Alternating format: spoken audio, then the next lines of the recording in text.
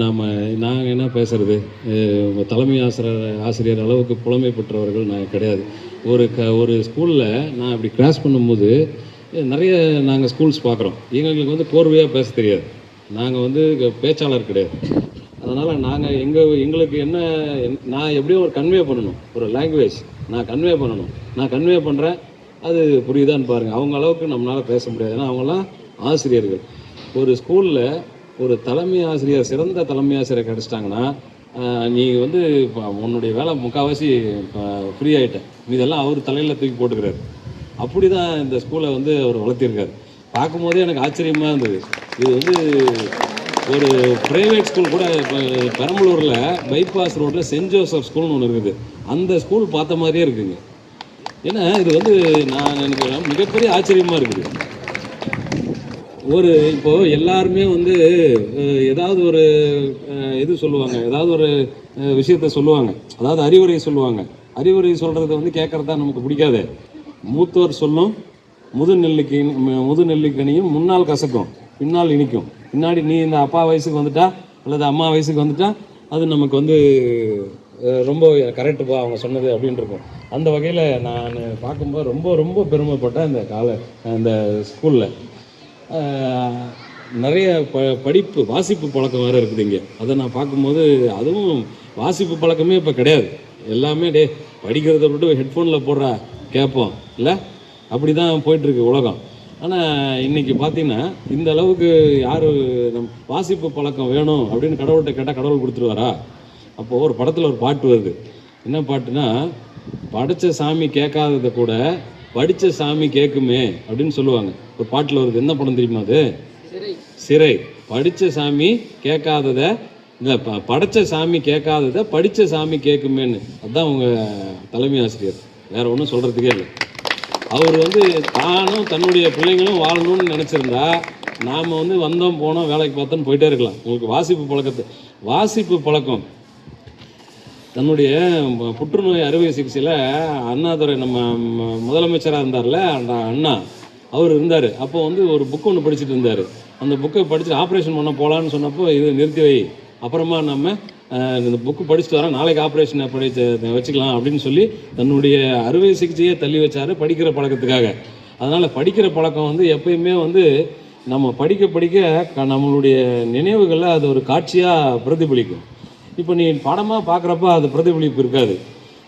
எந்த கதையை படிக்கும்போது நமக்கு தூக்கம் வருதோ, எந்த புக்கை எடுத்து படிக்கும்போது தூக்கம் வருதோ, அந்த புக்கு ரொம்ப அருமையான அறிவு கொடுக்கக்கூடிய ஒரு புக்குன்னு அர்த்தம். இப்போ நிறைய புக்ஸ் அந்த மாதிரி இருக்கும். நீ ஒரு புக்கு எடுத்து பார்த்தீங்கன்னா அந்த கதைக்கு உள்ளார நம்ம என்ட்ராகிறதுக்கே 10 பேஜ் 15 பக்கங்களை படிக்க வேண்டியது இருக்கும். அப்படி தான் நம்ம என்ட்ராகணும். அந்த மாதிரி வாசிப்பு பழக்கங்கிறது மிகச்சிறந்த பழக்கத்தில் ஒன்று. அதனால் நாம் வந்து நல்ல பழக்கங்களை இங்கே இருக்கிற நீங்கள் கற்றுக்குறீங்க அப்படின்னு நினைக்கும் போது எனக்கு அப்படியே உடம்புலாம் புல்லரி. அது வந்து நான் பேச வேண்டியதே கிடையாது. நான் என்ன பேச போகிறேன்? நான் என்ன பேச்சாற்றல் மிக்கவனா? ஒன்றும் கிடையாது. உங்கள் தலைமை ஆசிரியர் பேசும்போதோ அல்லது அவர்களுடைய நடவடிக்கைகளை பார்க்கும்போதோ நாம் ஒன்றும் பேசுகிறதுக்கு இல்லை. இருந்தாலும் நான் என்ன சொல்லணுமோ அதை சொல்லி தானே ஆகணும். அதனால் நான் வந்து சமூக நீதி அப்படின்றத பற்றி பேச வந்திருக்கிறேன். மனித உரிமைகள் அப்படிங்கிறத பற்றி. அதுக்கு முன்னாடி படிப்பினுடைய அவசியம் தெரிஞ்சுக்கணும்ல.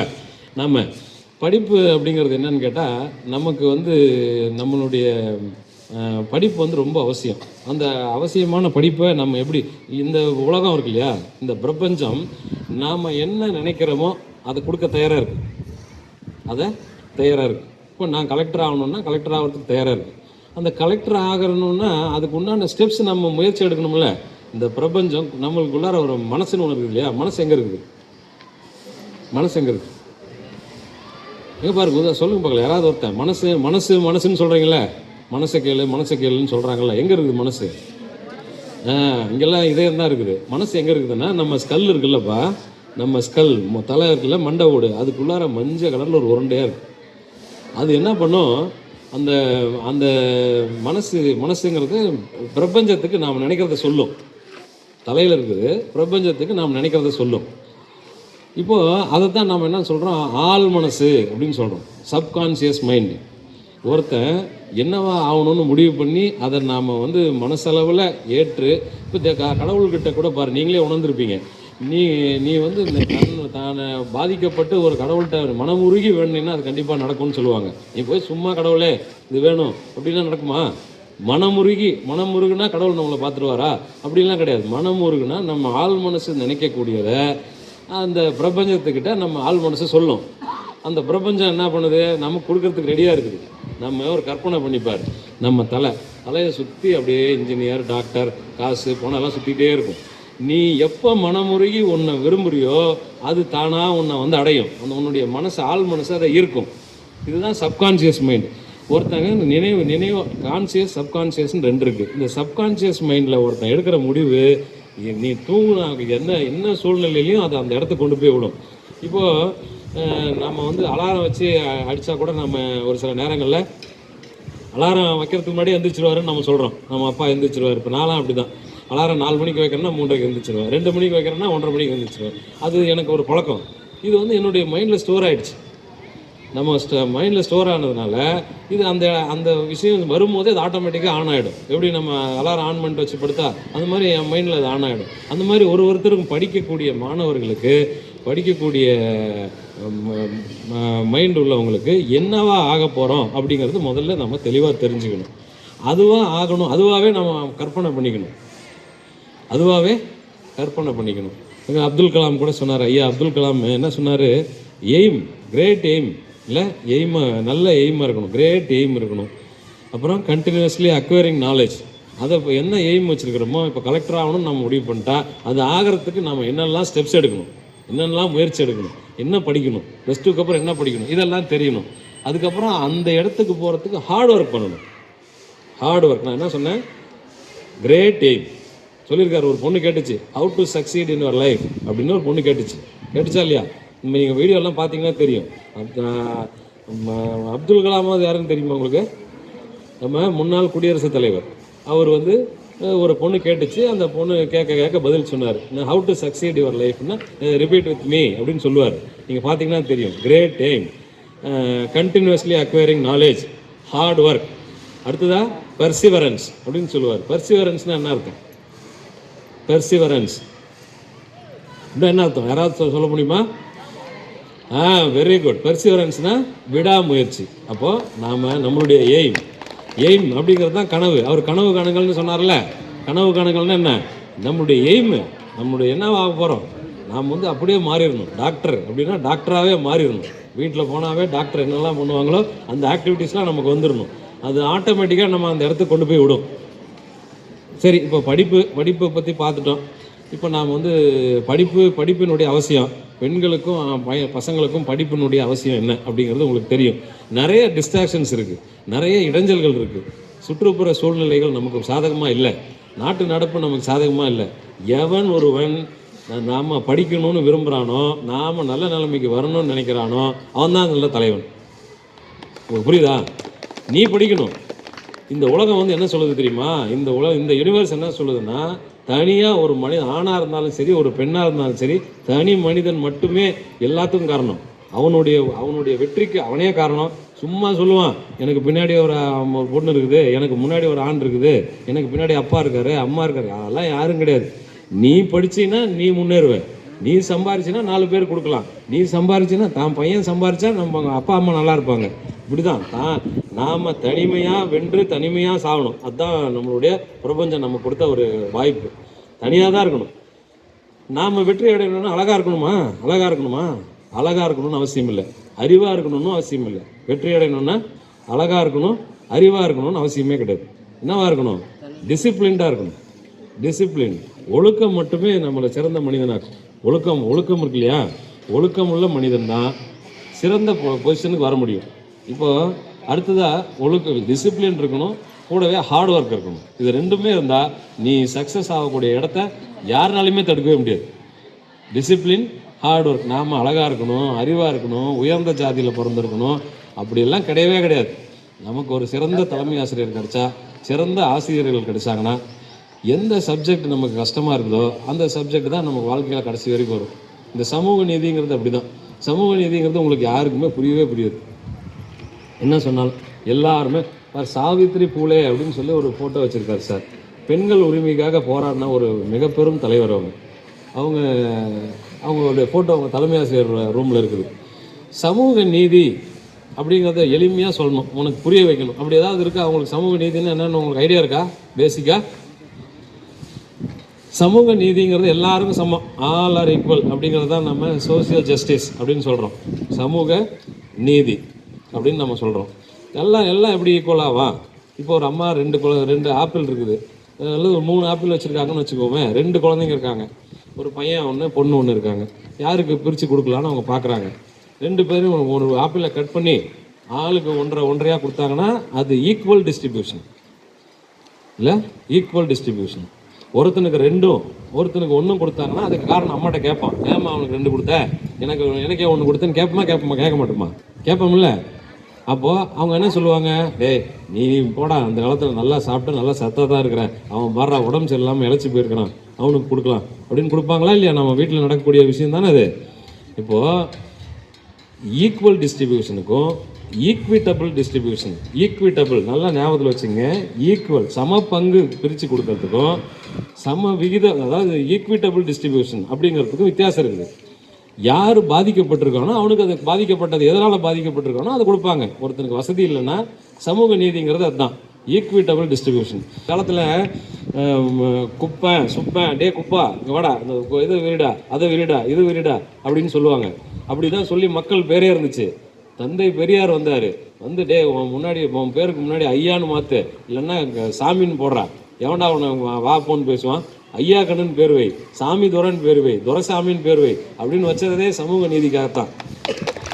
பேர் பெரியார் தான் அதை மாற்றினார். இப்போ நீங்கள் பேர் வச்சுருக்கீங்க, பேர்லேயே தெரிஞ்சிடும். ஜாதியினுடைய அடிப்படை பேரில் இருந்துச்சு.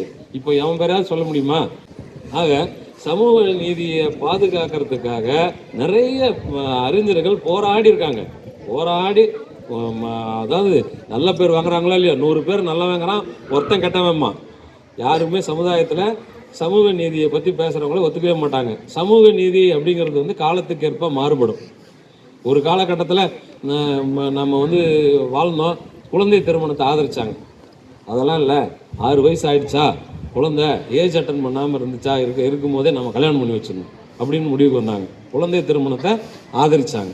போக போக என்னாச்சு, அந்த குழந்தை திருமணம் தப்பு, இது பண்ணால் தண்டனை அப்படின்னு சொன்னாங்க. அப்போ அந்த சமூக நீதியாக இருந்தது அப்போ மாறிடுச்சு. புருஷன் செத்து போயிட்டானா அவன் சின்ன வயசாக இருந்துட்டாலுமே பரவாயில்ல, அந்த பொண்ணுக்கு வெள்ளை துணி கட்டு, இல்லை உடன்கட்டை ஏறு, சதி, அந்த உடன்கட்டை ஏறுதல்னு ஒரு பழக்கம் இருந்துச்சா? இதெல்லாம் அந்த காலத்தில் அந்தந்த காலத்துக்கு தகுந்த மாதிரி சமூக நீதிங்கிறது மாறுபடும். சமூக நீதி நான் சொல்கிறது உங்களுக்கு புரியுதா? போர் அடிக்குதா? ரொம்ப இல்லை, போர் அடிக்க தான் செய்யுது. சமூகம் தான் பிடிச்சது, அதாவது சமுதாயத்துக்கு தேவையானது எல்லாமே போர் அடிக்க தான் செய்யும்.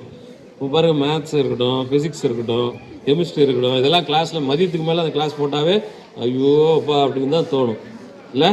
மேத்தமெட்டிக்ஸ்லாம் அப்படி தானே?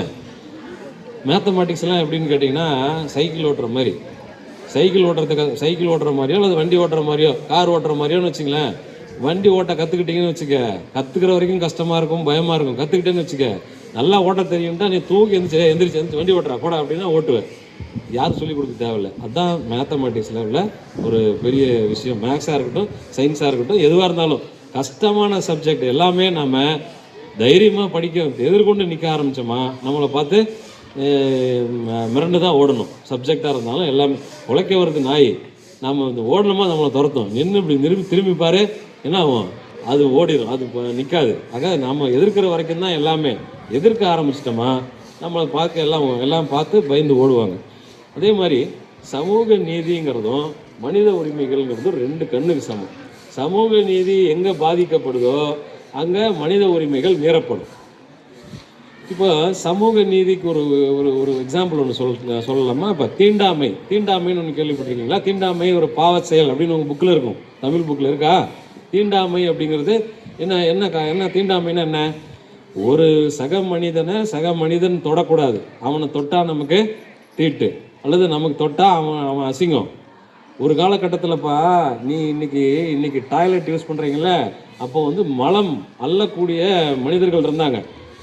கார்பரேஷனில் வேலைக்கு வச்சுருந்தாங்க. நீங்கள் டாய்லெட் இப்படி தண்ணி ஊற்றுனா ஃப்ளஷ் அடித்தா போகும்ல, அந்த மாதிரி டாய்லெட் அப்போ கிடையாது. அப்போ நீ இருந்தீங்கன்னா எனக்கு விவரம் தெரிஞ்சு சொல்கிறேன், ஒரு ஒரு 40 வருஷத்துக்கு முன்னாடி. அப்போ நீங்கள் டாய்லெட் போனதுக்கப்புறம் அடுத்த நாள் காலையில் வந்து கையில் எடுப்பாங்க. அப்படி ஒரு சூழ்நிலை இருந்துச்சு. இதெல்லாம் யார் மாற்றினா? நம்மளுடைய முன்னோர்கள், அறிஞர்கள், நம்ம ஆசிரியர் பெருமக்கள், இவங்கெல்லாம் இதை தப்புன்னு புரிய வச்சாங்க. ஒரு குப்பை சுப்பன்னு படிப்பறிவு இல்லாதவன் அதே வேலையை செஞ்சுட்டு இருந்தான். 1000 ரூபா கொடுத்துட்டு அடமானத்துக்கு பையனை விட்டுட்டு போயிடுவாங்க. அவன் அதே பல வருஷமாக வேலை செஞ்சான். ஏமாற்றி முதலாளித்துவம் இருந்துச்சுங்க. அது எல்லாத்தையும் போக்குனாங்க. படிப்புங்கிற ஒரு ஆயுதத்தை கொடுத்தாங்க. படிப்பை தவிர வேறு யாரும் நம்மளை வந்து எத்தனையோ படங்கள் வருது. படிப்பை தவிர நம்மள்ட்ட இது இருந்தாலும் பிடிங்குவாங்க. இதெல்லாம் இருக்குது. நம்ம படிக்கிறோமா இல்லையா? இதெல்லாம் கேள்விப்பட்டிருக்கோமா இல்லையா? அந்த மாதிரி மனித தீண்டாமைன்னு சொன்னோம் இல்லையா? தீண்டாமை அழைக்கப்பட்ட அநீதி, இழைக்கப்பட்ட அநீதி. ஒருத்தனை தொடக்கூடாது, அவனை தீண்டத்தகாதவன் அப்படின்னு சொன்னோமா அது அவனுக்கு இழைக்கப்பட்ட அநீதி. இதுவும் இருக்கக்கூடாது. அதே மாதிரி நியாயம் மறுக்கப்பட்டது அப்படிங்கிறதும் சமூக நீதி. 2 விஷயம். இழைக்கப்பட்ட அநீதி, ஒருத்தனுக்கு உடன்கட்டை ஏறு அப்படின்னு சொன்னோமா அது அந்த பையனுக்கோ அந்த பொண்ணுக்கோ செய்யக்கூடிய அநீதி, அது நடக்கக்கூடாது. இன்னொன்று, பாதிக்கப்பட்ட எதனால் பாதிக்கப்பட்டானோ அதை கொண்டே அவனை திருப்தி அடைய செய்யணும். அதுலேயும் எந்த மாநிலத்திலையுமே கிடையாதுப்பா இந்த அளவுக்கு ஒரு ஃப்ரீயாக படிக்கிறது. காலேஜஸில், ஸ்கூல்ஸில், காலேஜஸ்லலாம் கவர்மெண்ட் எவ்வளோ விஷயம் லேப்டாப் கொடுக்குறாங்க. இப்போ கூட கொடுத்துருப்பாங்களே உங்களுக்கு, +2ல் கொடுப்பாங்க. காலேஜில் எல்லாத்துக்குமே லேப்டாப் கொடுப்பாங்க. இந்த மாதிரி எல்லாமே கவர்மெண்ட் எவ்வளோ விஷயம் செய்யுது. 7.5% கம்ப்ளீட்டாக college fees free. College hostel ஃபீஸ்லாம் ஃப்ரீ. தமிழ் மீடியம் படிச்சிருந்தா போதும் இல்லையா? அதில் இன்ஜினியரிங் காலேஜில் ஒரு வருஷத்துக்கு 2 லட்ச ரூபா எக்ஸாம், இது மட்டுமே டியூஷன் ஃபீஸ் மட்டுமே. அது இல்லாமல் ஹாஸ்டலுக்கு 1 லட்சம் 1.5 லட்ச ரூபா ஆகும். 3 லட்ச ரூபா ஒரு பையனுக்கு சராசரியாக 3 லட்ச ரூபா கவர்மெண்ட் கொடுக்குது 7.5%. நம்ம படிக்கிறதுக்கு என்னப்பா கஷ்டம்? நாம் ஒரு வேலைக்கு போகணுன்னா எத்தனை வயசு வரைக்கும் படிக்கணும்? காலேஜ், ஸ்கூல் படித்து காலேஜ் படிக்கணும், அவ்வளோதானே? காலேஜ் இப்போ நீங்கள் +1 +2 படிக்கிற, இப்போ காலேஜ் படிக்கிறதுக்கு எத்தனை வருஷம் இருக்குது? இன்னொரு 3 வருஷம் இருக்குது, அல்லது 5 வருஷம் இருக்குது. ஒரு MBBSே படிச்சுனா கூட 5 வருஷம் இருக்குது. இவ்வளோ தூரம் வந்துட்டேன். ஒரு வயசுலேருந்து 17 வயசு வரைக்கும் படிச்சுட்டேன். இவ்வளோ தூரம் வர்றதே பெரிய விஷயம். வேறு மாநிலங்களில் இவ்வளோ தூரம் வந்துட்டேன். இன்னொரு 5 வருஷம் கஷ்டப்பட்டால் நம்ம லைஃப் அடையுமா இல்லையா? யாருக்காவது நல்லது செய்யணும்னு நம்ம முடிவு பண்ணால் நாம் ஒரு அதிகாரியாக இருக்கணும். நம்மக்கிட்ட அதிகாரம் இருக்கணும். உங்கள் தலைமை ஆசிரியர் வாசிப்பு பழக்கத்தை ஏற்படுத்தி கொடுத்தாரு. நாளைக்கு நீ உன் குழந்தை பிறந்ததுக்கப்புறம் அல்லது உங்கள் பசங்க இருந்ததுக்கப்புறம் நீ போய் சொல்லுவேன், வாசிப்பு பழக்கம்னு ஒன்று எங்கள் தலைமை ஆசிரியர் கற்றுக் கொடுத்தாரு, அதில் நான் எப்படி என்னுடைய வாசிப்பு பழக்கம் வந்துச்சு தெரியுமா அப்படின்னு நீ சொல்லு. வாசிப்பு பழக்கமே இப்போ கிடையாதுப்பா. நான் என் குழந்தைக்கெல்லாம் பார்க்குறேன், தமிழே தெரிய மாட்டேங்குது. அதனால் நான் என்ன சொல்ல வரேன்னா, தமிழ் சொல்லிக் கொடுக்கக்கூடிய ஆசிரியர்கள் இருக்கும்போது அதை நம்ம பயன்படுத்திக்கணும். தமிழ் வந்து கட்டாயமாக படிக்கணும். 40% மார்க் வாங்கினா மட்டும்தான் நீ கவர்மெண்ட் வேலைக்கே போக முடியும். சரி, நான் என்ன சொல்ல வந்தேன்னா, அதிகாரத்தில் இருந்தால் மட்டும்தான் நாம் என்ன பண்ண முடியும், யாருக்காவது உதவி பண்ண முடியும். நான் வந்து கவர்மெண்ட் வேலைக்கு வந்துட்டா நான் எடுத்து வைக்கக்கூடிய ஒரு ஸ்டெப்லையும் யாருக்காவது ஒருத்தனுக்கு பெனிஃபிட்டாக இருக்கும். ஒரு தாசில்தார் இருக்காருன்னா அந்த தாசில்தார் அன்னைக்கு வெளியே போயிட்டு சாயந்தரம் வீட்டுக்கு வந்தாருன்னா 10 பேருக்கு யாருக்காவது ஒருத்தர் நல்லது பண்ணியிருப்பார். யாருக்கும் கெடுதல் பண்ணுறதுக்காக அரசாங்க அதிகாரிகளாக வேலைக்கு வரமாட்டாங்க. ஒரு ஆசிரியர் இருக்காங்க, அதுலேயும் மிக உன்னதமான பணி என்ன தெரியுமா? ஆசிரியர் பணி. தன்னை விட மேலே பெரியவனாக வரணும்னு நினைக்கிறது தான் ஆசிரியர் பணி. யார் செய்வாங்க சொல்லி பார்க்கலாம். நான் ஆசிரியர், ஆனால் நீ குடியரசுத் தலைவராக ஆகணும், நீ பிரதமர் ஆகணும், நீ SP ஆகணும், நீ கலெக்டர் ஆகணும் அப்படின்னு நினைக்கிறது யார்? ஒரு ஆசிரியர். இந்த ஆசிரியரை நம்ம பாராட்டணுமா இல்லையா? நான் உங்கள் ஆசிரியர்களெல்லாம் விட நான் பெரிய அறிவு தேர்ந்தவன், அறிவால் சிறந்தவன் அப்படின்னு சொல்கிறதெல்லாம் கிடையாது. எனக்கு தெரிஞ்ச விஷயங்களை நான் ஒரு சில விஷயங்கள் சொன்னேன். அது உங்களுக்கு புரியும்னு நினைக்கிறேன். புரியணும். அதே மாதிரி நாம் டிசிப்ளின்டாக இருக்கணும். அதை முதல்ல நீங்கள் பாருங்கள், டிசிப்ளின்டாக இருக்கணும். நம்மளுடைய தோற்றம் ஆள் பாதி ஆடை பாதின்னு சொல்லுவாங்க. நம்மளுடைய தோற்றமே நம்மளுடைய வெற்றியை பாதி தீர்மானிக்கும். அதனால் தோற்றத்தை சரியாக வச்சுக்கணும். ஹேர் கட் பண்ணணும். +1 +2 வந்துட்டாவே காலேஜ் போயிட்டா இப்போல்லாம் சும்மா இந்த பிரதீப் ரங்கநாதன் படத்தில் வருது, எல்லாம் ரசிப்பாங்க படிக்கிற வரைக்கும், இப்போ இருக்கிற வரைக்கும், ஆனால் வேலைக்கு ஒன்றும் ஆகாதுரா அப்படிமா இல்லை சொல்லுவான்ல. அந்த மாதிரி நம்ம வந்து படிப்பு சம்மந்தமாக நம்ம வளர்கிற வரைக்கும் பலவிதமான ஆசைப்பாசங்கள்லாம் நிறுத்தி வச்சுட்டு நாம் படிப்பில் மட்டுமே கவனம் செலுத்தணும். வெற்றி அடைஞ்சால் அவன் பின்னாடி 1000 பேர். நீ வெற்றி அடையலைன்னா ஒருத்தன் கூட வரமாட்டான், பெற்றவங்க கூட செய்ய மாட்டாங்க இல்லையா? அதனால் படிப்பினுடைய அவசியத்தை புரிஞ்சு எவ்வளோ பேச்சு பேசுகிறோம். ஏதோ யாராவது ஒருத்தன் கேட்டால் அதனால் நமக்கு பெனிஃபிட்டாக இருக்கும்ல. இங்கே வந்து நான் சொல்லி இந்த இப்போ ஒரு 100 பேர் இருக்கீங்கன்னா நான் சொன்னதை வச்சு நீங்கள் பெரிய ஆள் ஆகிட்டீங்க, நான் சொன்னதுனால திருந்திட்டீங்க அப்படின்னு சொல்கிற அளவுக்கு நான் ஒன்றுமே சொல்லலை. உங்கள் ஆசிரியர்கள் சொல்கிறத விட நான் சொல்கிறதெல்லாம் ஒரு 10% கூட கிடையாது. அதனால் நான் சொல்ல வந்ததே சமூக நீதி மற்றும் மனித உரிமைகளை பற்றி தான். நான் ஆச்சரியத்தில் மீண்டு அப்படியே உட்காந்துருக்கேன். என்னடா பேசுகிறீங்க, நாம் பேசுகிறது தப்பாயி, ஏன்னா நம்மளுக்கு மேலே அறிவாளிகள் நமக்கு பேர தெரிஞ்சவங்க இருக்காங்க. அதாவது அறிவாளிகள்ங்கிறத விடப்பா சமுதாயத்தில் மாணவர்களை கொண்டு செல்லக்கூடிய பாங்குன்னு ஒன்று இருக்கு இல்லையா, அது எனக்கு பார்க்க பிரமிப்பாக இருக்குது. அந்த அளவுக்கு நீங்கள்லாம் வந்து கடவுளுடைய அனுகிரகம் பெற்ற ஒரு குழந்தைகளாக காட்சி அளிக்கிறீங்க. மென்மேலும் நீங்கள் வளரணும் அப்படின்னு சொல்லி எனக்கு வாய்ப்பளித்ததுக்கு நன்றி கூறி நன்றி பாராட்டி விடைபெறுகிறேன். நன்றி, வணக்கம்.